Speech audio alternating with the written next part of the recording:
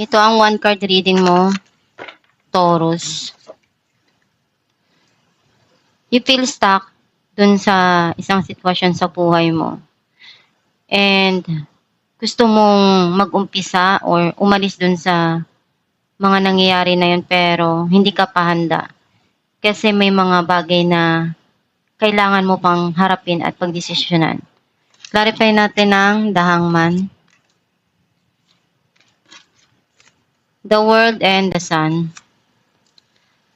Minamanifest mo na dumating yung pagbabago sa buhay mo and unti-unting magiging masaya ka dun sa mga nangyayari at nagiging okay ka na rin, naghihil ka na rin dun sa mga situation sa nakaraan na para sa'yo masakit at nahirapan kang ialis yung sarili mo dun sa mga bagay na para sa'yo mahirap.